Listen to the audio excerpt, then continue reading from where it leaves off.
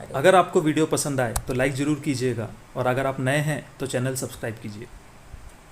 अगर हम संघर्ष करने के लिए हमेशा तैयार हैं, मुसीबतों का सामना करने के लिए हमेशा तैयार हैं, तो कोई भी लक्ष्य हमारे लिए असंभव नहीं है। ये हमेशा याद रखें कि संघर्ष और मुश्किलें ही हमें मजबूत बनाती हैं। नमस्कार, मैं देव नंदवाल एक बार फिर आपका स्वागत करता हूँ आपके अपने YouTube चैनल पर। अगर आपने अभी तक चैनल सब्सक्राइब नहीं किया है तो प्लीज़ चैनल सब्सक्राइब कीजिए। एक बार एक छोटा सा बच्चा छुट्टियां मनाने अपने दादाजी के गांव जाता है। एक दिन वो अपने दादाजी से पूछता है कि मैं बड़ा होकर एक सफल इंसान बनना चाहता हूँ। मैं चाहता हूँ कि आप मुझे कुछ सुझाव दीजिए। अगले दिन उसके दादाजी दो छोटे छोटे पौधे लेकर आए। उन्होंने एक पौधे को गमले में लगाकर घर के अंदर रख दिया और दूसरे पौधे को उन्होंने घर के बाहर बगीचे में लगा दिया।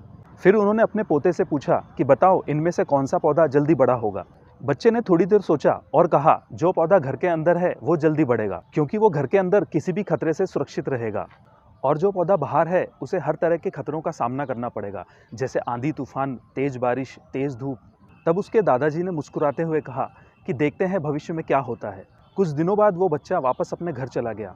लगभग 4 साल बाद वह वापस अपने दादाजी के पास लौटा। उसने अपने दादाजी से पूछा कि मैं पिछली बार जब आया था तब मैंने आपसे एक सवाल पूछा था कि मैं अपनी ज़िंदगी में सफल इंसान कैसे बन सकता हूँ, लेकिन आपने मुझे कोई जवाब नहीं दिया था। लेकिन आज आपको बताना पड़ेगा। उसके दादाजी ने उससे कहा, बिल्कुल मैं तुम्हें बताऊंगा, लेकिन सबसे पहले हम उन दो पौधों को देख लेते हैं जो हमने पिछली बार लगाए थे। सबसे पहले वो उसे घर के अंदर का पौधा दिखाते हैं जो कि अब बड़ा हो चुका था। फिर वो उसे बगीचे में ले गए जहाँ उन्होंने दूसरा पौधा लगाया था। वह पौधा अब काफ़ी बड़ा हो चुका था। उसकी शाखाएं चारों ओर फैली हुई थी। उन्होंने पूछा कि अब बताओ कौन सा पौधा ज़्यादा बड़ा। बच्चे ने जवाब दिया कि जो पौधा हमने बगीचे में लगाया था वो ज़्यादा बड़ा।